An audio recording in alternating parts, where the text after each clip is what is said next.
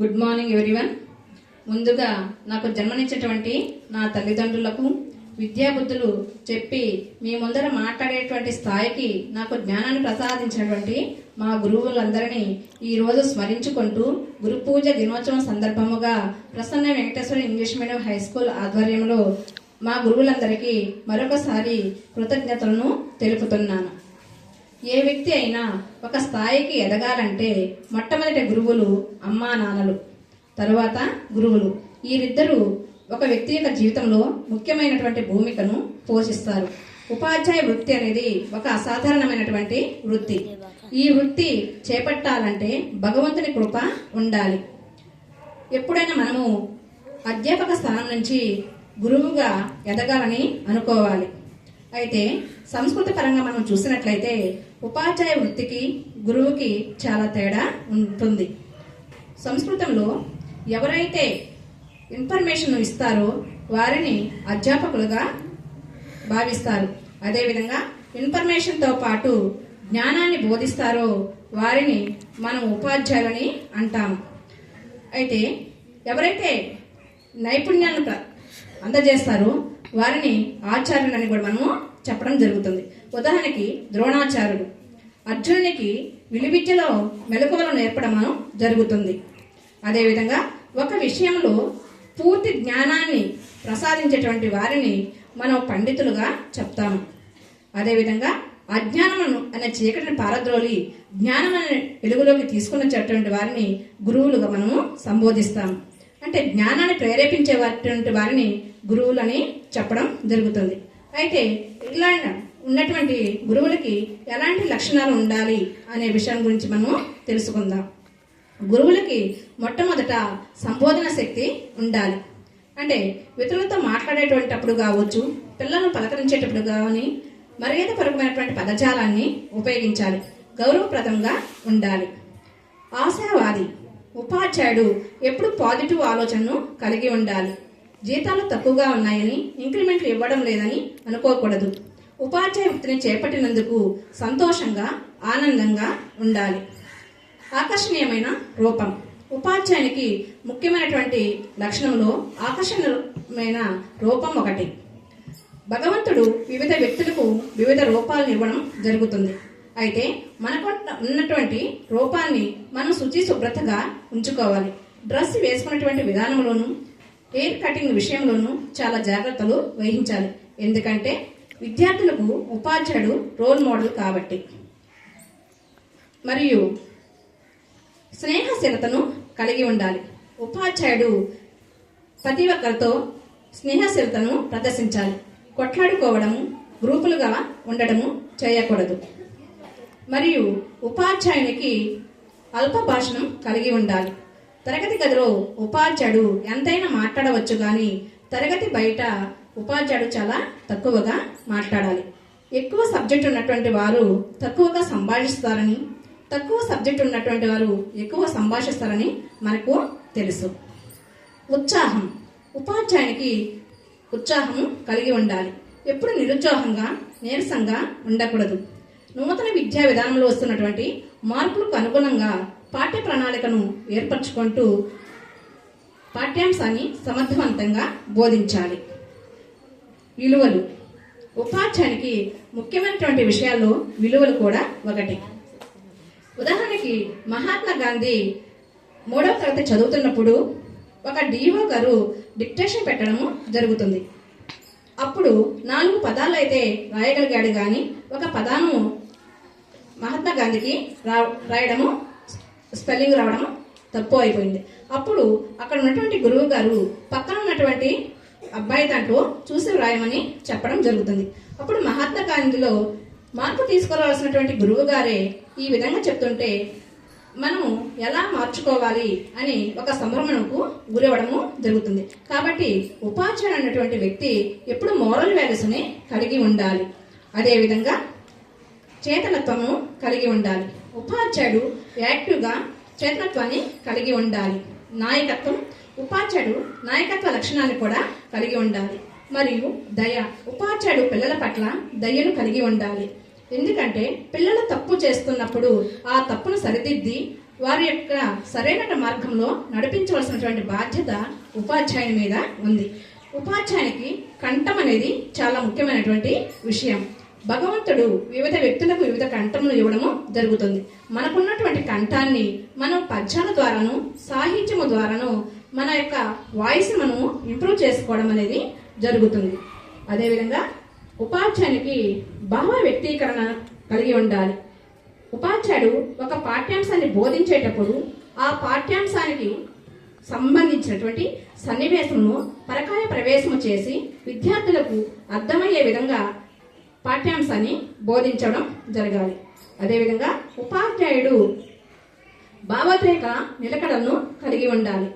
అంటే sudden depression అవ్వడము, short డపాట్లకు పోవడము ఇవి చేయకూడదు. అదేవిధంగా మానసిక స్వచ్ఛతను కలిగి ఉండాలి. ఉపాధ్యాయుడు వ్యక్తి కులమతాలకు అతీతంగా అందరినీ సమానంగా చూసుకోవాలి. అదేవిధంగా అల్ప భాషను కలిగి ఉండాలి మరియు బోధన పట్ల ఆసక్తి కూడా ఉండాలి. పాఠ్యాంశాన్ని బోధించేటప్పుడు ఎప్పుడు పాజిటివ్ ఆలోచనతో పాఠ్య ప్రణాళికలో వస్తున్న మార్పులకి అనుగుణంగా పాఠ్యాంశాన్ని బోధించాలి. అదేవిధంగా పఠనాశక్తిని కలిగి ఉండాలి.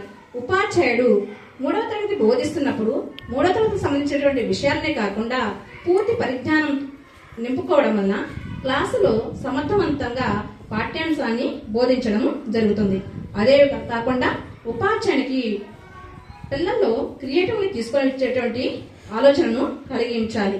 అదేవిధంగా సృజనాత్మకతను పెంపొందించాలి. తరగతి గది వాతావరణం స్వేచ్ఛా వాతావరణంగా ఉండాలి. పిల్లలు ప్రశ్నలు వేస్తున్నప్పుడు చాలు కూర్చో అని అనకూడదు. ఉదాహరణకి ఒక రాష్ట్రపతిగా పనిచేస్తున్నటువంటి కలాం గారు ఒక పాఠశాలను సందర్శించినప్పుడు ఒక అమ్మాయి ఒక ప్రశ్నను అడుగుతుంది.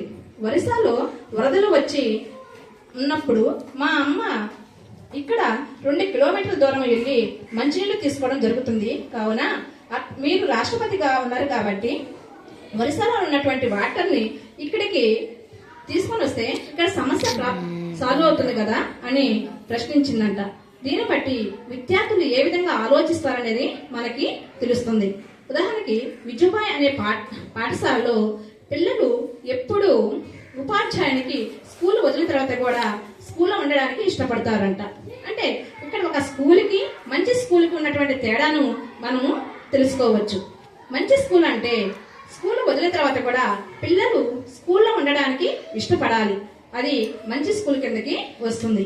అంతేకాకుండా పిల్లలు చాలా క్రియేటివిటీని కలిగి ఉంటారు, ఆలోచన దృక్పథాన్ని కలిగి ఉంటారు. కాబట్టి ఉదాహరణకి ఒక పేపర్లో వచ్చినటువంటి సన్నివేశంలో సేంద్రియ ఎరువుల గురించి చర్చ తెలుసుకోవడం జరుగుతుంది విద్యార్థులు. అయితే ఈ విద్యార్థులు చర్చించుకొని ఉపాధ్యాయుని యొక్క సహకారంతో ఒక నెలల కాలంలోనే 20 లక్షల సేంద్రియ ఎరువులను తయారు చేయడం జరుగుతుంది. కాబట్టి విద్యార్థులు ఆలోచన దృక్పథాన్ని కలిగి ఉంటారు. మనం సమర్థవంతంగా వారిని సరైన మార్గంలో తీసుకొని వస్తే వారు రేపటి భవిష్యత్తులో శాస్త్రవేత్తలుగా కూడా తయారవడం జరుగుతుంది. అయితే ఈ ఉపాధ్యాయ దినోత్సవానికి సర్వేపల్లి రాధాకృష్ణ గారికి ఉన్నటువంటి సంబంధం గురించి మనము తెలుసుకుందాం. సర్వేపల్లి రాధాకృష్ణ యొక్క పరిచయం మనం చూసినట్లయితే సర్వేపల్లి రాధాకృష్ణ గారు ఒక నిరుపేద కుటుంబంలో జన్మించి ఉపాధ్యాయ వృత్తి చేపట్టి భారతదేశంలో అత్యున్నతమైనటువంటి రాష్ట్రపతి పదవిని చేపట్టినటువంటి వ్యక్తి. సెప్టెంబర్ 5వ తేదీన ఆయన జన్మదినాన్ని పురస్కరించుకొని మనం ఉపాధ్యాయ దినోత్సవాన్ని జరుపుకోవడం జరుగుతుంది. అయితే జననం గురించి మనం తెలుసుకుందాం. 1888 సెప్టెంబర్ 5వ తేదీన తమిళనాడులోని తిరుత్తణిలో తండ్రి వీరాస్వామి, తల్లి సీతమ్మ దంపతులకు జన్మించినటువంటి సంతానం. బాల్యం, విద్యాభ్యాసం. సర్వేపల్లి రాధాకృష్ణన్ గారు బాల్యంలో చాలా నిరుపేద కుటుంబంలో జన్మించాడు కాబట్టి అతని తండ్రి తనను చదివించడానికి కూడా స్తోమత లేక పూజారి పని చేయమని చెప్పాడు. భోజనం చేయడానికి కూడా అరిటాకు కొనుక్కోలేనటువంటి పరిస్థితిలో నేలను శుభ్రపరచుకొని భోజనం చేసేటువంటి వ్యక్తి. అదేవిధంగా సర్వేపల్లి రాధాకృష్ణన్ గారికి చదువు అంటే ప్రాణం కావున ప్రాథమిక విద్యను స్థానికంగా ఉన్నటువంటి తిరుత్తణిలోనూ అభ్యసించాడు. అదేవిధంగా ఉన్నత విద్యను తిరుపతిలోని మిషనరీ పాఠశాలలో ఉపకార వేతనాల ద్వారా చేపట్టాడు. అదేవిధంగా మద్రాసులోని క్రిస్టియన్ కళాశాలలో ఎంఏ పట్టాను పొందాడు. అయితే వివాహం మరియు సంతానం 1906 18 సంవత్సరాల వయసులోనే సర్వేపల్లి రాధాకృష్ణుడికి శివపామమ్మతో వివాహము జరిగింది. వీరికి 5 కుమార్తెలు 1 కుమారుడు కలిగినారు. ఉద్యోగం సర్వేపల్లి రాధాకృష్ణునికి 21 సంవత్సరాల వయసు దాటక ముందే మద్రాస్ ప్రెసిడెన్సీలో ఆచార్యునిగా బాధ్యతలు చేపట్టాడు. అక్కడ అనేక ఉపన్యాసాలు ఇవ్వడంతో విద్యార్థులను ఆకర్షించగలిగాడు. అదేవిధంగా అశుతోష్ ముఖర్జీ, రవీంద్రనాథ్ ఠాగూర్ యొక్క సలహా మేరకు కలకత్తా విశ్వవిద్యాలయానికి ఆచార్యునిగా బాధ్యతలు చేపట్టాడు. ఇక్కడ భారతీయ తత్వశాస్త్రం అనే గ్రంథాన్ని కూడా రాశాడు. 1918 1921 మధ్యకాలంలో మైసూర్ విశ్వవిద్యాలయానికి వైస్ ఛాన్సలర్గా బాధ్యతలు చేపట్టినాడు. 1931 నుంచి 36 మధ్యకాలంలో ఆంధ్ర విశ్వవిద్యాలయానికి వైస్ ఛాన్సలర్ గాను, 1939 48 మధ్యకాలంలో బెనారస్ విశ్వవిద్యాలయానికి వైస్ ఛాన్సలర్ గా బాధ్యతలు చేపట్టినాడు. 1949లో నూతన విద్యా విధాన కమిటీకి అధ్యక్షుడిగా ఎన్నిక కాబడ్డాడు. అదేవిధంగా 1952లో యునెస్కో కమిటీకి అధ్యక్షుడిగా ఎన్నుకోబడ్డాడు. ఇతనికి లభించినటువంటి పదవులు: సెప్టెంబరు 5వ 1946లో భారత రాజ్యాంగ పరిషత్కి సభ్యునిగా ఎన్నుకోబడ్డాడు. 1952 నుండి 1962 మధ్యకాలంలో 10 సంవత్సరాలు భారతదేశ ఉపరాష్ట్రపతిగా పనిచేశారు. అదేవిధంగా 1962 నుండి 67 మధ్యకాలంలో భారతదేశానికి 2వ రాష్ట్రపతిగా పనిచేశాడు. 1952లో యునెస్కో కమిటీకి అధ్యక్షుడిగా పనిచేయడము జరిగింది. పొందినటువంటి గౌరవాలు: సర్వేపల్లి రాధాకృష్ణన్ గారికి అతను జన్మదినం పురస్కరించుకొని సెప్టెంబర్ 5వ తేదీన ఉపాధ్యాయ దినోత్సవము జరుపుకోవడము జరుగుతుంది. అదేవిధంగా బ్రిటిష్ ప్రభుత్వముకి అయినటువంటి బ్రిటిష్ ప్రభుత్వములో ఉన్నటువంటి అత్యున్నత పురస్కారమైనటువంటి సర్ అనే బిరుదును అందుకున్నాడు. అదేవిధంగా 1954వ సంవత్సరంలో భారతదేశంలో అతి ప్రతిష్టాత్మకమైనటువంటి పురస్కారమైనటువంటి భారతరత్న అవార్డును కూడా ఇతనికి లభించింది. అదేవిధంగా ఇతనికి నోబెల్ శాంతి బహుమతులు, నోబెల్ బహుమతులు 100కు పైగా లభించడము జరిగింది. కావున సర్వేపల్లి రాధాకృష్ణను ఉపాధ్యాయ వృత్తి చేపట్టి ఎంతటి స్థాయికి ఎదగగలిగినాడో మనము తెలుస్తుంది. కాబట్టి మనము కూడా మన విద్యార్థులను మంచిగా తయారు చేయాలి. ఒక దేశం యొక్క అభివృద్ధికి ఉపాధ్యాయులు ఒక స్తంభాలు లాంటి వారు. కాబట్టి ఒక దేశం యొక్క ప్రగతి మార్గం నడవాలంటే మన విద్యార్థులను మనము సమర్థవంతంగా మంచి ప్రయోజకులుగా, మంచి పౌరులుగా తయారు చేస్తే మన దేశము ముందు భవిష్యత్తు బాగుంటుందని ఆశిస్తున్నాను. జై Hind. Thank you very much. జై భారత్.